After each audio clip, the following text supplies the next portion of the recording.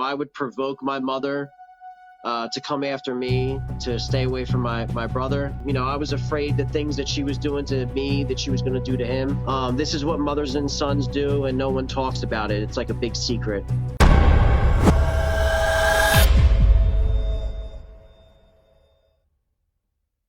What's up, everybody? My name is Daniel Unmanageable, and this is Hard Knocks Talks.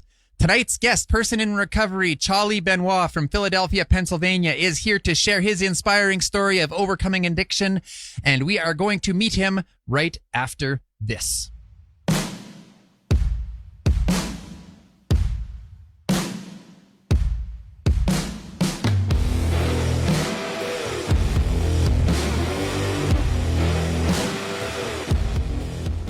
I spent 23 years living in addiction.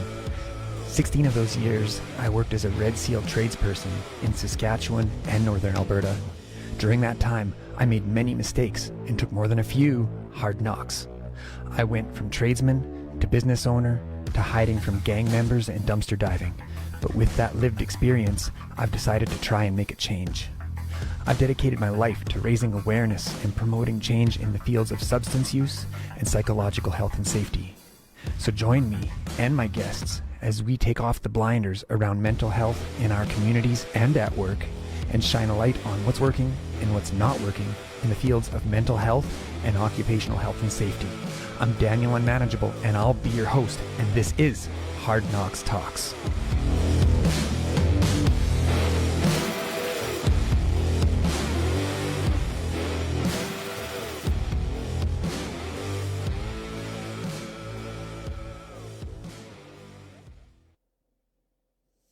All right, before we bring Chalie in, I'd like to say tonight's live production is brought to you in part by Prairie Sky Recovery Centre in Leipzig, Saskatchewan, and Stronger Together Canada, peer-led support groups by Moms Stop the Harm. To learn more about our sponsors, check out our website at www.hardknockstalks.com. Let's bring in Chalie.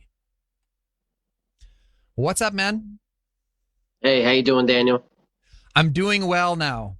Is there anything you'd like to say before we get started tonight? You know, the way that I was taught in my program is if you absolutely can, then you should. You shouldn't say no. Mm-hmm. So, you know, I'm happy to be here. I really appreciate the opportunity. And that's about it. Like I said, I'm really happy to be here. Awesome. And the stars aligned. Let's go.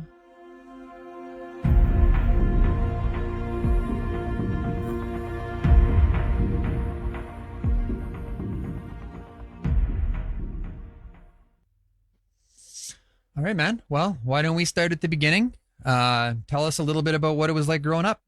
I grew up in Philadelphia, in the Frankfurt section of Philadelphia. Grew up in a military house. Both of my parents were military brats. So we were raised, me and my younger brother, who's 6.5 years younger than me, we were raised pretty strict. When I was 4 years old, my dad went to prison on a rape charge, and my mother was an alcoholic. Mm-hmm. So when my dad had went to prison, the abuse kind of picked up from my mother, and that was physical, mentally, emotionally, and sexually. So that went on my dad was in prison for 20 months. My brother was actually conceived on a conjugal visit. When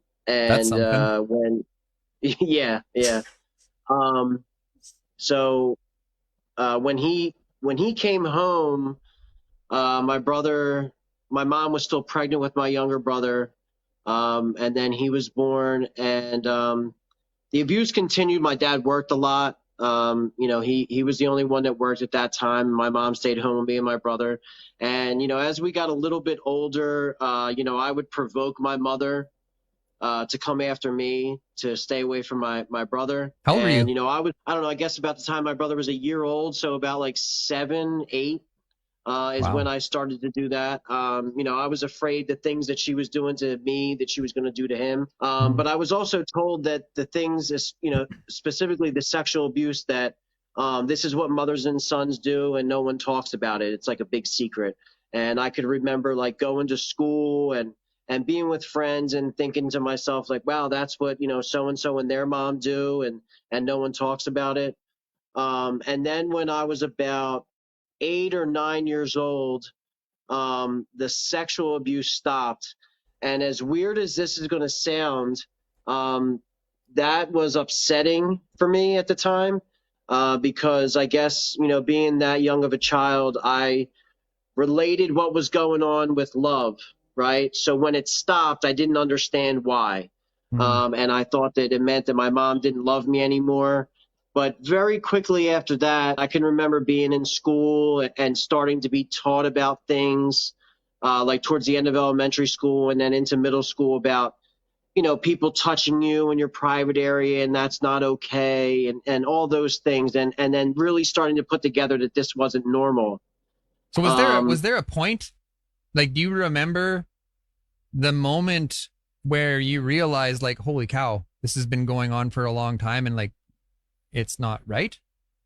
So I can't remember a specific moment or pinpoint a time when I had that realization. I do remember this one time when I was in, I think it was fourth or fifth grade, when we had like an assembly, and there was a police officer and a counselor, and they were like telling the kids in the school that, no one should be touching you in your private area and stuff like that. I don't know if that was the moment, but I do have a specific memory of that.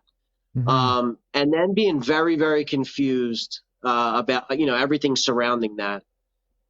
Yeah. Did you talk to your mom about it? No, not at all. I never told anybody for a very, very long time. I kind of had ideas that it was probably going on with my brother when it stopped with me. Not long after it stopped with me, I kind of had those ideas, but I never really knew for sure.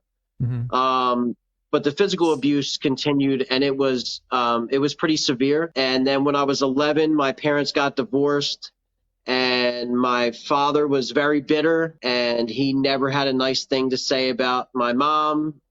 Which, looking back on it today, I kind of understand. I felt like I had to protect my younger brother as much as I could. So like I said, I would provoke her, even just with the physical abuse. I had a thing, I knew that she was an alcoholic, and I would call her Al, and that would piss her off a lot. That would send her off, yeah. Yeah. So as soon as she would like kind of start to go in on my brother, I would just say that, and that would be the thing that would get her to, turn her sights on me. I looked down on drinking because of her. I never drank, like as a kid. I never drank. I just didn't like it. I kind of, looked down on it. I started smoking weed when I was about 13, and that was the first thing that, took me out of myself, right? And it gave me some sense of belonging.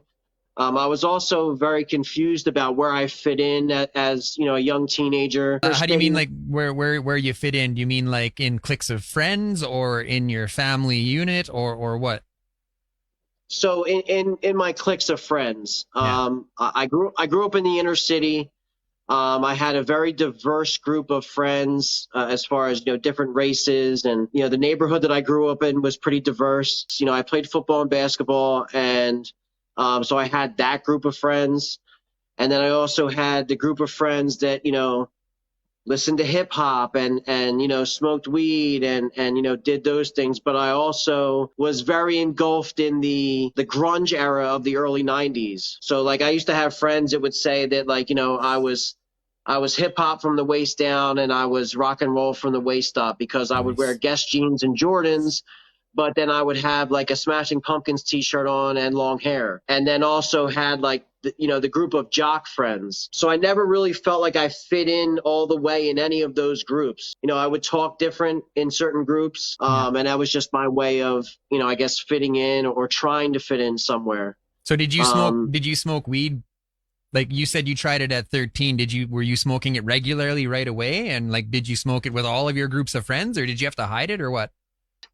I did, I smoked with all my groups of friends, but, some of the jock friends didn't really, do that. They would drink more, but they didn't like look down on me or anything like that. It was kind of, those were the two things to do back then, Yeah.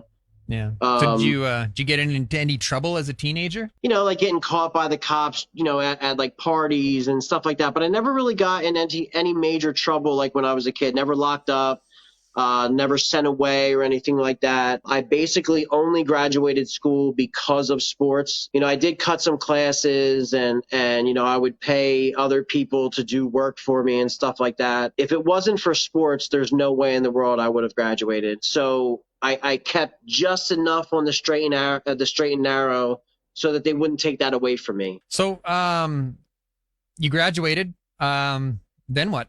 But yeah, after I graduated, I just partied and, worked menial jobs and basically just fucked around for a couple years. You held it together though? Like, were you, while you're on your own, pay your rent, pay your bills?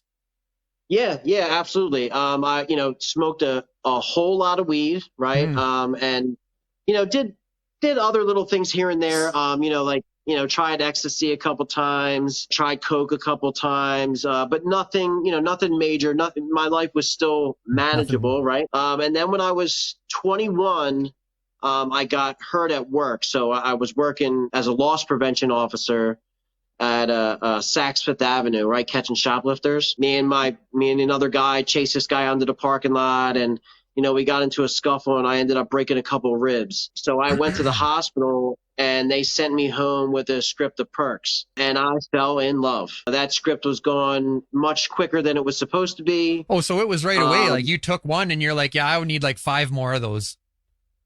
So I remember I took one, right, for the pain, right? Because it was, I don't know if you've ever broken ribs, but it's very painful. Particularly, I remember making the mistake of sneezing on the second day, made my eyes water. It hurt so bad, right? So I had 2 broken ribs on the same side, 2 cracked ribs. I don't remember what it was that they gave me in the hospital, and I didn't really get high from it, but it took the pain away, right? They gave me this script, and they said, follow directions, right? So I went home. Did they warn you at all? And nobody warned me. Nobody told me anything like that whatsoever, risk of addiction or anything like that. They sent me home with a script of 15 of them. Later on that night, I was trying to go to sleep. The medicine that they gave me in the hospital was wearing off. I couldn't get comfortable. There was no position where the pain was really lessened. So I took one of these pills. It took the pain away, right? And I was able to sleep for a few hours. And then I woke up, and the medicine that they had given me at the hospital was completely gone. Right. And the Percocet that I had taken was completely gone.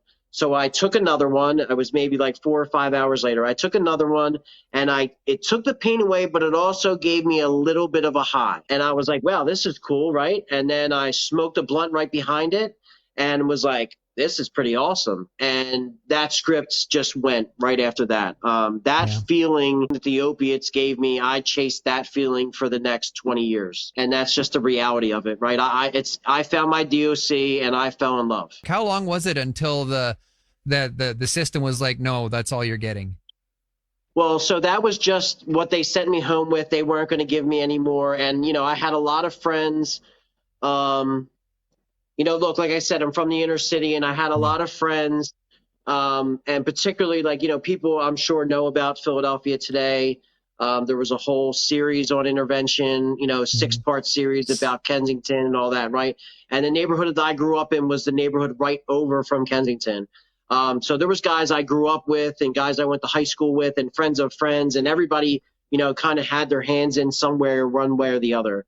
So I started buying them on the street, right? I ran through that script, and I was still in some pain, and, they don't really do much for you for broken ribs except for wrap you up with an ace bandage and just, take it easy, right? As I started to get better from that, I just started buying them on the street, and I was also, selling marijuana at the time.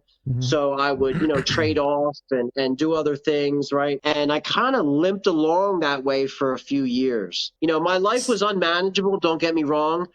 Did you know it was unmanageable at the time, or did you think you had it under control? No, I completely thought that I had it under control. And where was mom and dad at this time? So at this time, me and my dad had kind of a strained relationship. Like I said, he was very bitter, and, he used to say things to me and my brother like, well, she has her weekends to do what she wants. When do I get my weekends? And he worked a lot, right? So I was kind of, resentful towards my father about, not being there and not being there when this abuse was going on. And that, in my mind that he could have stopped it. I completely cut all ties with my mother when I was 19. I haven't spoken to her since. So at that time I had no relationship with her whatsoever, and a strained one with my father.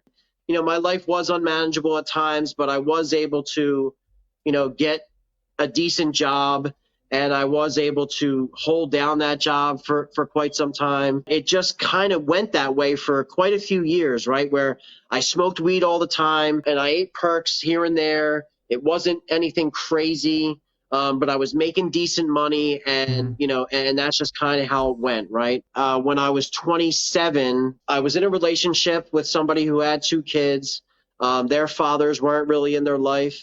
That was 2 different fathers, and their fathers weren't really in their life, and I was helping to raise them. We bought a twin house in like the nicer part of Philadelphia, right? The family, the job, the cars, the vacations, right? But my addiction was just growing and growing and growing and growing. And the more money I made, the more money I spent. And I was a supervisor. There was 2 other supervisors. I had a company truck. I had a cell phone from them. You ever steal it was shit? A family run. I never stole equipment. I would do a lot of side work, right? So I almost never worked on weekends. And I would go and take equipment on Sundays and take it out of the yard and use it to do side jobs, and that he didn't know about for quite a long time. So I guess, technically I did steal. I also would steal customers. The customer would say, hey, you guys did a great job. I also need X, Y, and Z done. And I would quote them a price that was over what we would normally charge, so that they would maybe say, well, that's a little pricey. And then I could say, well, between me and you, I work on the side also. And I would take those jobs, right? And then also what I was doing was, my girlfriend at the time, so say I would do a side job on a Sunday for, $1,500, right? And I would come home and I would say, hey, I made $800 today. Oh boy. And she would be like, oh man, that's great, right? And she would be happy that I was bringing extra money into the household, and that I was willing to go out and work on Sundays and Saturdays sometimes, and do this extra work for the family, right? But little does she know I'm only bringing home half of that. So we're just out here. We're just out here teaching people how to get away with shit right tonight, hey? So did your family, like you mentioned girlfriend and things like that? Did anybody know that you were using? So my girlfriend, everybody knew that I smoked pot. It wasn't something that I hid.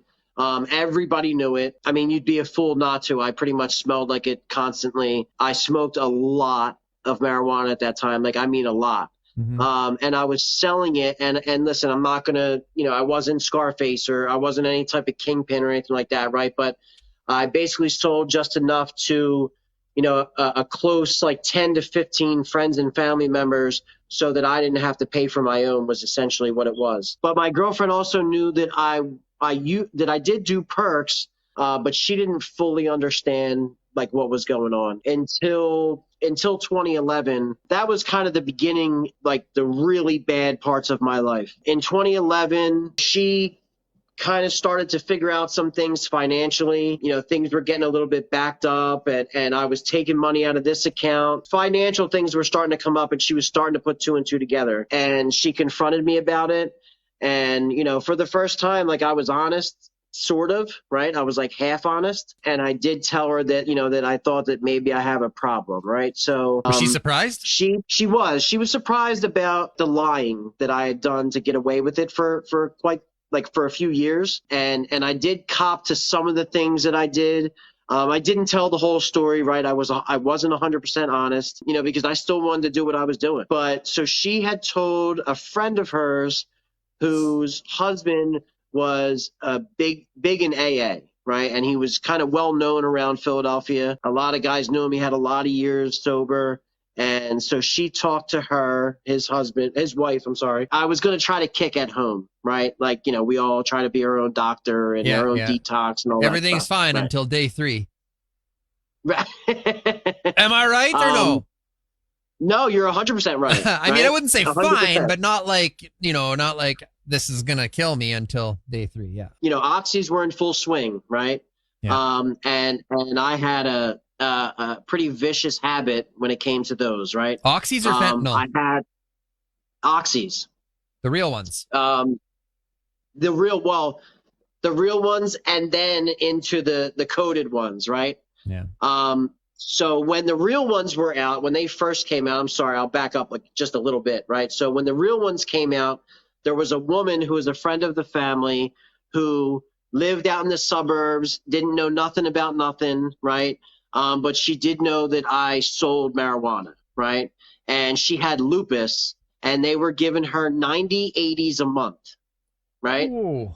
And she didn't like them, right? She didn't like the way they made her feel. She didn't like all the side effects, all the issues that came along with them, right? But she had smoked pot with like her sister or something, and that helped her, right? Mm-hmm. So she reached out through a family member and asked if I could get her some pot, right? And like I said, she didn't know nothing about nothing, right? Yeah. So I go to her house and she says, are these something that you could sell, like to get me pot, right? And I'm like, of course I can, right? So every month I would now this is even before like you'd have to go back to the doctor with it in your system, because the pain management wasn't even really a thing at this point. Yeah. Right. So in the beginning, she would give me the entire script and I would give her a quarter pound for every month. In the beginning, right, my thought was, well, I'll sell some of them, I'll eat some of them, whatever, however I did them. Yeah. And I think that happened the first time where I sold a few, and then that never happened again. And then that continued on for a while, even until the time release ones came out. And that kind of changed the game a little bit. But anyway, it's like snorting a crayon. Yeah, so there was ways.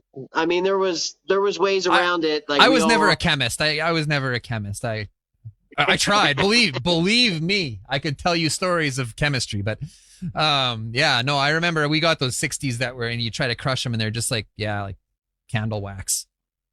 Yeah. I won't get into stories about how to do certain things. We've already been teaching people how to like scam their families. Yeah. Let's not go into chemistry. So like I said, around 2011, I copped to some of it. I admitted to some things. And so this woman told my girlfriend, listen, the withdrawal is going to be rough, right? Especially if you're going to be doing it at home. Take a couple of these, right? And when he's going through the withdrawal, maybe it'll kind of take the edge off. And these were Xanax, right? And I didn't like Xanax. I'd taken them a couple times when I was a teenager, had those nights that you don't remember anything, and I did not like them. They were not my thing. So like you said, it was probably day 2 or day 3 with this, this home calculated taper that I was on from the opiates, right? And I took a Xanax to, try to take the edge off, right? It basically just knocked me on my ass, right? I just fell asleep essentially. But within 5 months, I had put the opiates down completely. I was still smoking weed, right? But now I was eating 20 to 25 of the 0.5 milligram blue footballs every day. Blue footballs. And I think that was what's a blue football? Sorry? What's a blue football? So they're like football shaped little blue pills. They're 0.5 milligrams Xanax. They're like a light blue color. So we used to just call them footballs, right? We used to call them blue footballs. Like I said, I was eating 20 to 25 of those a day and was somehow functioning. And like I said, I think that's when I realized that I did have a problem. I traded one for another, and not only one for another, but one for something I didn't even like. At that time, my girlfriend, like in the beginning of this withdrawal, coming off the opiates, she was okay if she knew that, well, I took a half a Xanax or I took a Xanax, and she was okay with that. But then as my tolerance grew, I would tell her, well, I was having a rough day and I took one, right? But I had, whole days that were just blacked out of my memory. Like I said, I was working for this company and I came into work one morning. I pulled into the yard. We got a delivery. Delivery of like a dozen pallets, and they were just everywhere, right? They were like all over the yard. And I'm looking around and I'm like, what the hell is going on? And I go into the office and I'm like, who took this delivery and like just put the shit all over the yard? And the other supervisor was like, you did. I looked at the paperwork and my signature was on it. And I had no recollection of unloading these dozen pallets with a, 7-ton outside forklift. Yeah. I had no recollection of doing this whatsoever. Absolutely. Were they like, we need to talk about something? My boss, it was a couple days after that, I was at a job site and I was like nodding off in the truck. I was supposed to be there supervising the job, and I was nodding off, and the customer came out and saw it and called my boss. He came to the job site with another worker, and they took my truck, and we went back to the office and we talked. And then his wife called my girlfriend, and that was kind of when the shit hit the fan, right? And I was having all these ultimatums put towards me. That, I need to go away, or you're going to lose your job, or, we're going to break up and we're going to sell the house. And I had all these things, right? And at that moment in time, my best idea was suicide. So that was my first suicide attempt. And then it was put to me, it was stopped. And then it was put to me to either go away myself or that someone was going to 302 me. What does that mean? So that's what. So I'm sorry. So 302 it means where someone else goes to a crisis center and says that you tried to hurt yourself, and then you're put into like a psych ward, essentially against your will, and you're held there for usually at least 30 days. That's what they did to Steve-O. That's what Johnny Knoxville did to Steve-O. Yeah, that's true. So instead of having to do that, I went to a crisis center and told them myself that I tried to hurt myself. And essentially they did the same thing, right? So they sent me to a rehab center that also had a psych ward. So I was locked in on a floor in a psych ward that had truly insane people that had exhausted the system so much that they just said that they tried to hurt themselves so that they could get into treatment. And then there was people that really did try to hurt themselves like I did. So it was quite a mixed bag of folks, and an experience that I wouldn't ever want to have to go through again or wish on anybody else. And I was locked in there for 37 days. And while I was locked in there, all your visits, you get one visit a week, comes to your floor. All your meals come to your floor. You don't leave the floor whatsoever. Towards the end of my stay there, my counselor said, listen, I think you have a substance abuse problem. We do offer, regular inpatient rehab here, and I think that you would benefit from it, right? And against my own will, essentially, I didn't want to do it. I just wanted to go home, but everybody was saying, this is what you need to do, right? So I did agree to it. When I was on this fourth floor on the psych ward, there was another white guy with the same affliction that I have, the bald head, right? This is not by choice, right? This is I started losing my hair very young at like 20, 21 years old, and I've been shaving my head ever since. Yeah, my brother, another same guy. Thing. Okay, right. 18 years old, lost all his hair. Sorry. Wow. Yeah, I was about 21. I was about 21. There was another guy on the fourth floor in the psych ward that had the same, issue, right? Mm-hmm. He went downstairs to the rehab 2 days before I did. And then when I went downstairs to the rehab, we kind of linked back up, right? And the rehab that I was at, there wasn't a whole lot of white people there. And we got kind of branded as like the Aryan Nation boys, right? Because we were two white guys with bald heads. So on the second day, somebody came into my room, put all my clothes in the corner and pissed on them. And I called my girlfriend at the time.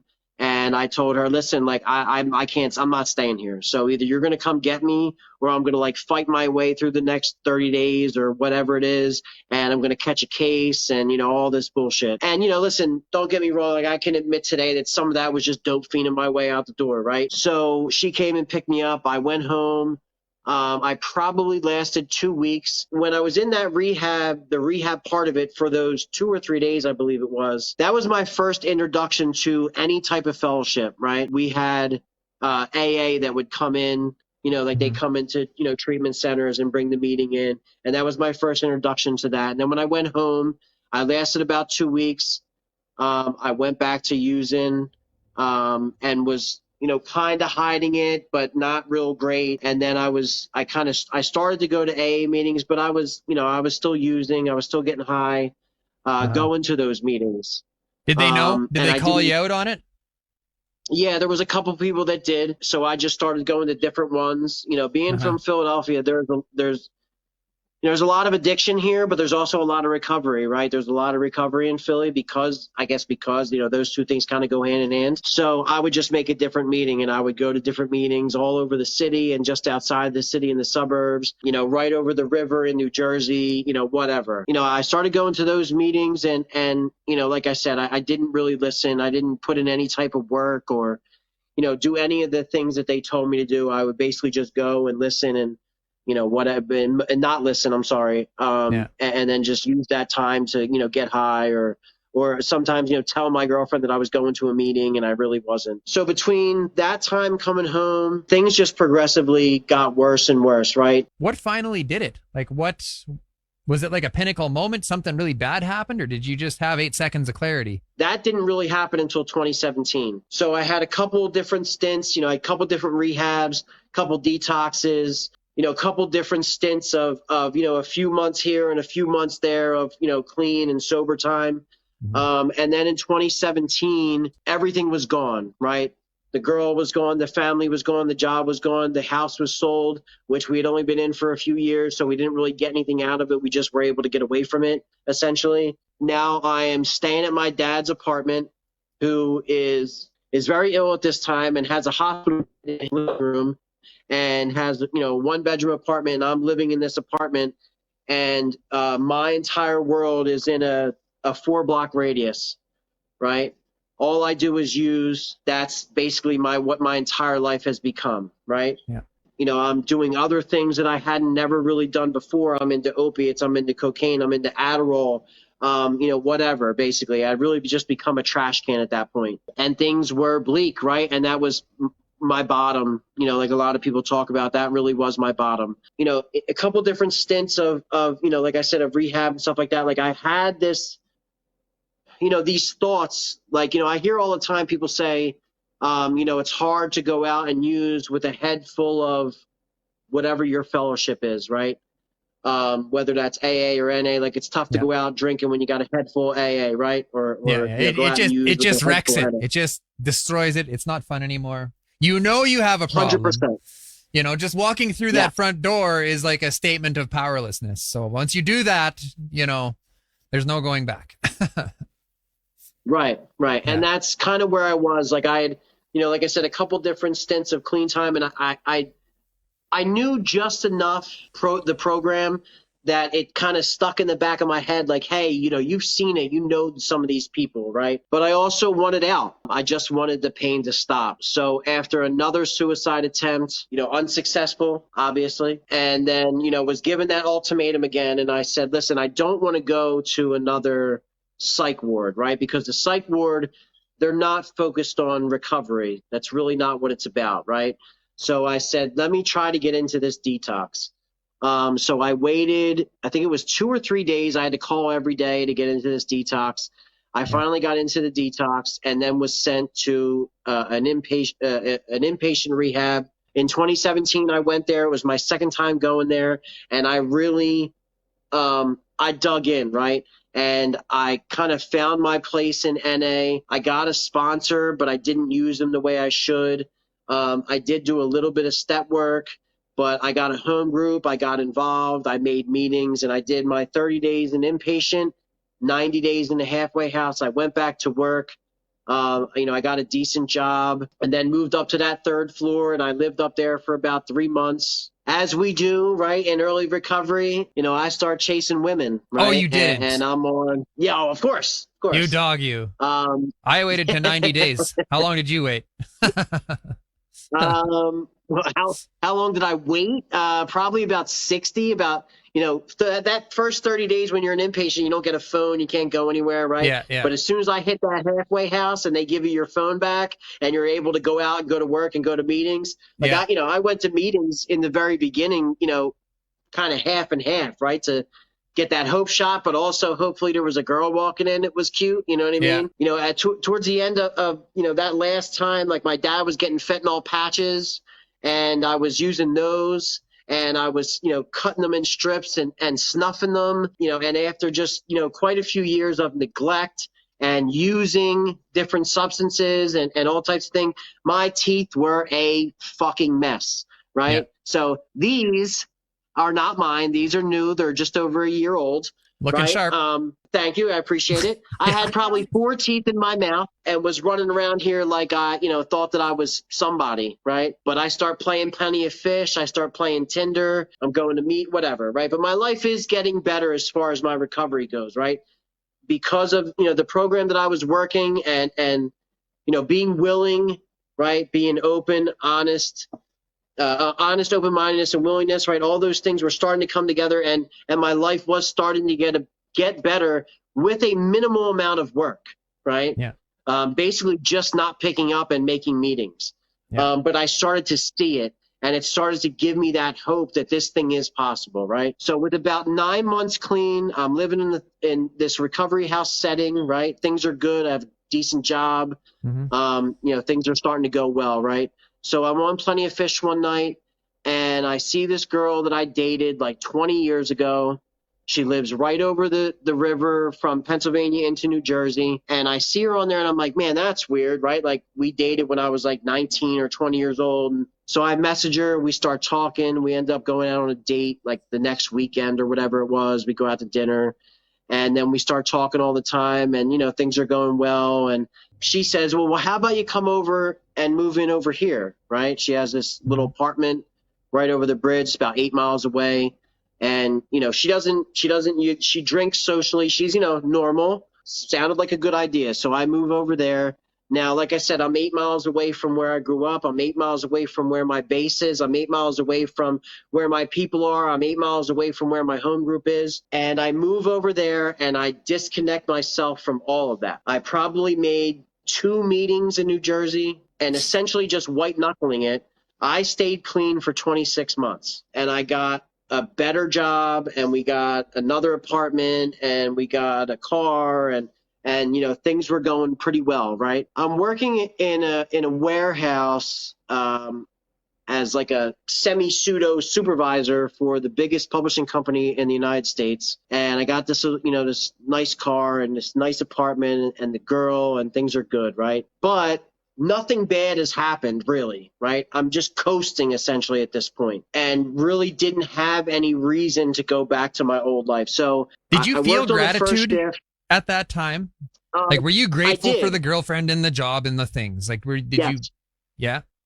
Yes, I was. I really was. Even not working a program, but having that experience of the program. Yeah. I did have some gratitude, right? We were able to like go down the shore on the weekends, and, you know, I had a little bit of money, and I was grateful for the things that I had, right? And I knew that, you know, in my mind, the way I looked at it was, even if I'm not working this program, you know, I know what I'm doing. Like, you know, this is what I thought, right? I do know what to do and what not to do, right? And that's somewhat true in a kind of twisted, roundabout way. I did kind of know what to do and what not to do, and I did stay away from people, places, and things. And, you know, I just went to work, and I came home, and me and her hung out. We did things on the weekends and all that stuff, right? Mm-hmm. But I was grateful for the life that I had, right? So a guy that I worked with, he worked on the second shift. He had went on vacation, and my boss asked me if I could work second shift for a week to cover for him. So I did. So I worked from 1 in the afternoon until 11 p.m.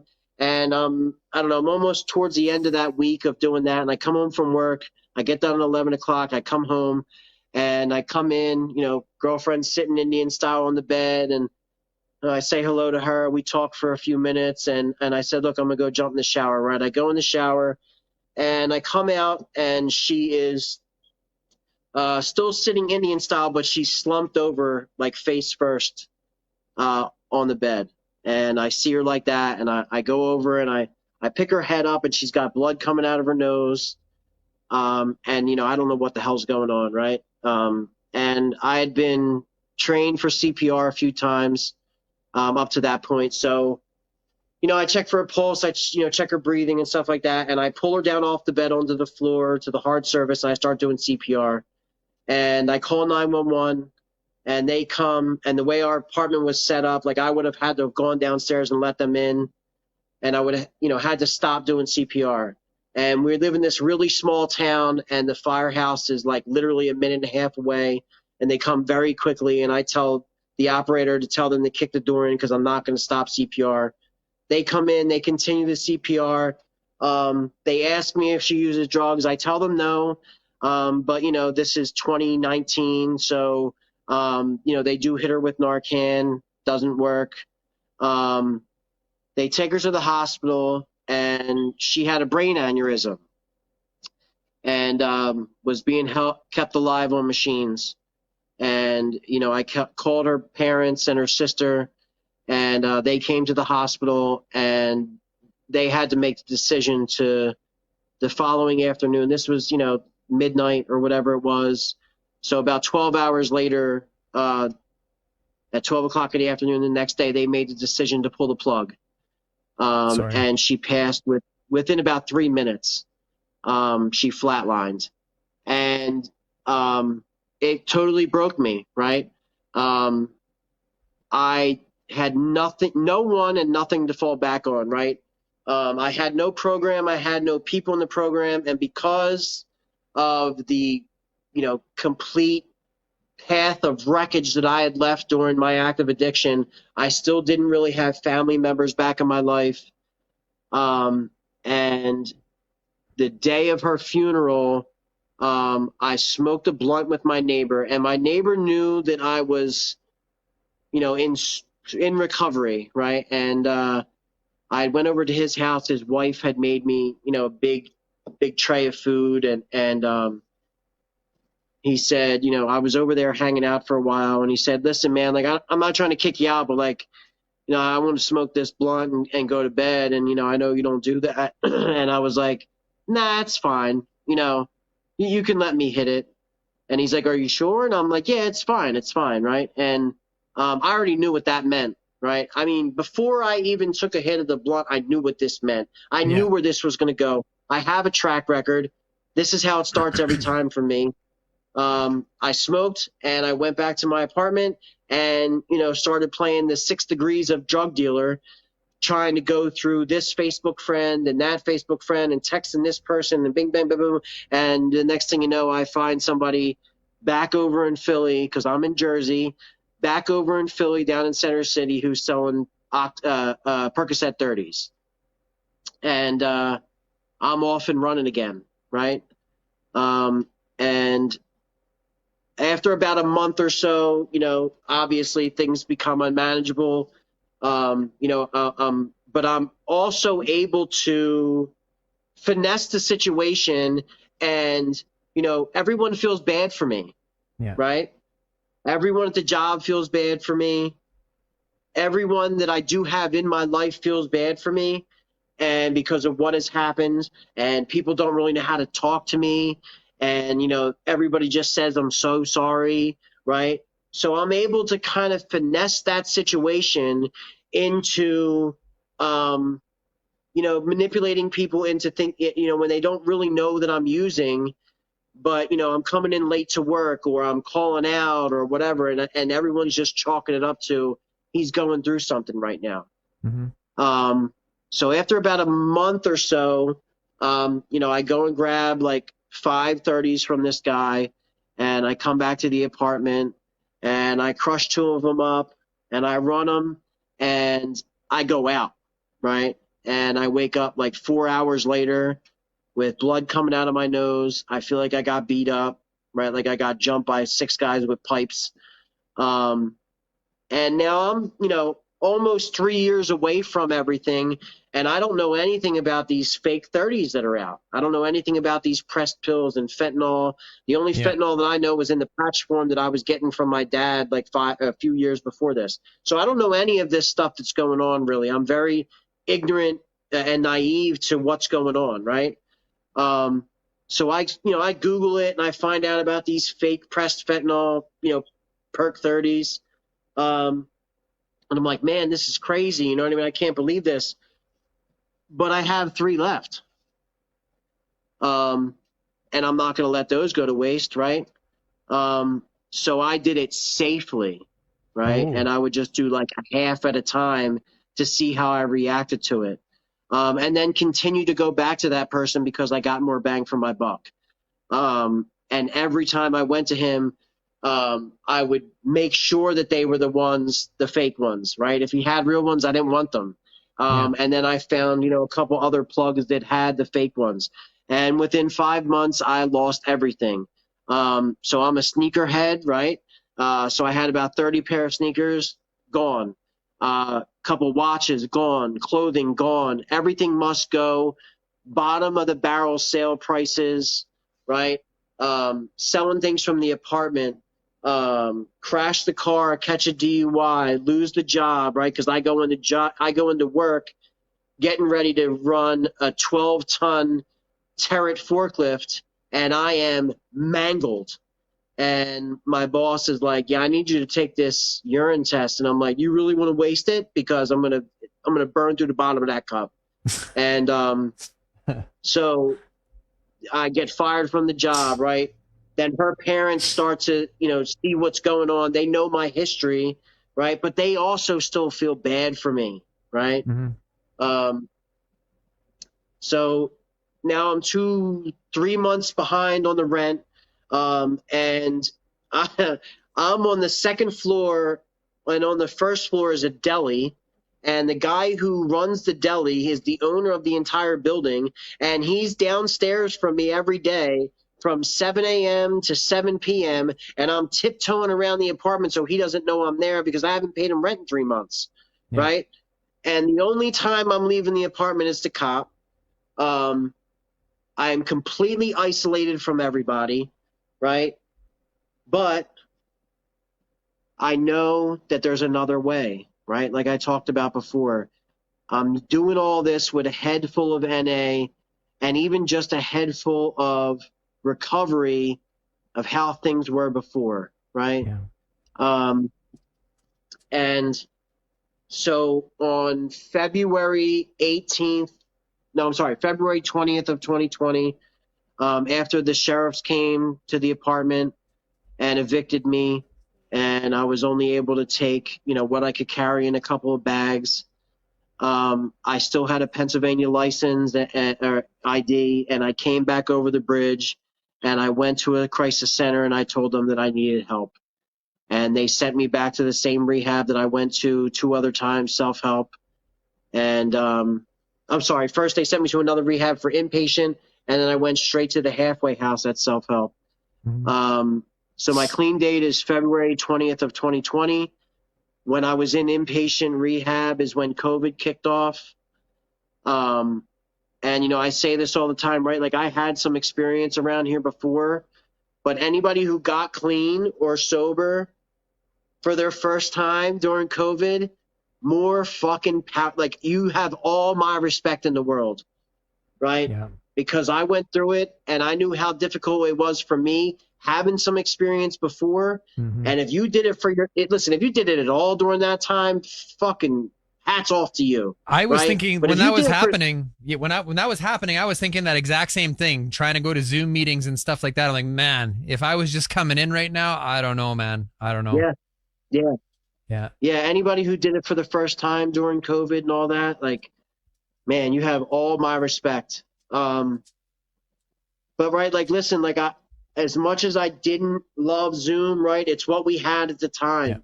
And, I jumped in feet first, right? And I went back to my old home group. I went back to work. I really got into this thing, right? I got a sponsor that I started actually using. How do you mean using? So how did you use your sponsor? I called him every single day. I tell people this all the time, right? The last person that told me to get high was me, right? I don't make good decisions, right? That's a track record for me, right? I don't make good decisions. I don't listen to anybody else when to get high. I listen to myself, and my thinking is fucked, right? So even kind of small decisions or medium decisions or large decisions, right? I have people in my life today, and my sponsor being one of them, that I can call and I run these things by, right? Because even just sometimes when I have a thought in my head, right? As soon as I say the words and the words cross my lips to another person, then is when I realize how fucking insane that really sounds. Highly and relatable. How stupid the dumb shit that I'm thinking, right? So yeah, that's how I used my sponsor, and I still do today. I talk to me and my sponsor today have developed, a great relationship, a friendship also, besides just sponsor-sponsee. And listen, when my time was up, I was able to move into a friend's basement for a little while, because that third floor of that place, the recovery house style setting, that during COVID was was restricted in a lot of ways, and there just wasn't room for me when my time was up in the halfway house. So I was able to move in with a friend. In the basement. And listen, I made a lot of Zoom meetings, and then as soon as they started to come back in person, I went back to the in-person meetings. And then I subsequently got a better job, and I'm still at that job. Well, I'm on workman's comp right now with a foot injury, but I'm still at that job. And then I didn't fully take that suggestion again of waiting a year for a relationship. At right around 9 months or so, is when I got into another relationship, and I'm still in that relationship today. We got engaged last year. My life today is, my sponsor says this all the time, right? He says, life beyond my wildest dreams. And I remember when I used to hear that, and I used to think like, what do you got, a fucking Ferrari? And, you got a vacation home in Hawaii or something like that, right? But the reality of that statement is that I was content on my life just being a junkie and, having no friends or family or anything in my life, right? So the life that I live today is beyond my wildest dreams, because my wildest dreams 2.5 years ago was just to be happy to have a pack of ramen and the drugs that I wanted to use, right? And hating myself, and hoping that the next one took me out. Were you hoping that? Did you know at the was. time that you were actively hoping that? Yes. When I had that overdose with the fake fentanyl 30s, like I said, I continued to go back to that person. Yeah. And, at first, like I said, I'd started to use, well, in my mind, what was, safely, right? Like I would crack them in half and, do a half of one and be like, okay, am I good? I'm good. All right. I could do another half of one. Right. But towards the end there, before the sheriffs came and evicted me, I just didn't give a shit. And, I would take 2 of them, 3 of them, 4 of them all at one time. And I just didn't care. And I, kind of hoped that I would overdose, and I was using it by myself. So I just didn't really give a shit anymore. Yeah. So, I was, kind of actively trying to commit suicide, but in the most cowardly way possible. Because I didn't have the guts to just really do it. But I was hoping that something else would take me out. I just gave up. I had an H&I commitment, which is hospitals and institutions in NA, where we go inside, facilities. I had 2 different commitments over the last 15 months. I actually just stepped away from that. And that being in service is something for me that has been tremendous. Freely giving away what was given to me is a big part of my recovery today. Like I said in the beginning, right? Like I don't do the steps maybe the way some other people do, or some people suggest. I don't work them. I don't work a perfect program. Yeah. Nobody does. But I don't. But right. But the one thing that I have done perfectly for the last almost 29 months is I don't pick up one day at a time, 24 hours at a time. Mm-hmm. And as long as I don't pick up, then I have another chance tomorrow to be better than I am today. Yeah. And like I said, man, like, you know, I have an amazing woman in my life. I have amazing friends in my life. And pretty much other than my family that I live with at home and my brother, everybody else in my life is in recovery in one fellowship or another. Yeah. And, you know, my life is great today, man. Like, you know, I have a lot of privilege problems, Mm-hmm. which, you know, I wouldn't trade for anything. You know, another thing that I say a lot is, you know, I'd much rather be clean thinking about using than using thinking about getting clean. Mm-hmm. And I heard that when I was about 6 months clean, someone said that to me, and I was struggling at the time. And man, that just stuck in the back of my head, and I still think about it every single day because it's such a simple statement. And when you've been on both sides of that fence, man, like this side is way easier. Yeah. It is for me. So, Awesome, and you know, I don't know, awesome. man. I don't really know what to say. No, you're good. That was wonderful. I think that's all that I've really got for you, man. All my questions have run out. Is there anything that you'd like to say before we let you go tonight? Listen, I'll just say this, right? Like, first of all, thank you so much for the opportunity. I think this is amazing what you're doing. And we need more of it. And I'm definitely gonna, you know, I've spread the word about what you're doing, and I'm gonna continue to do that. I think it's awesome. I think it's amazing. Much appreciated. The other thing that I'll say is that, you know, I have no problem breaking my own anonymity, right? I'm an active member of Narcotics Anonymous, right? All right.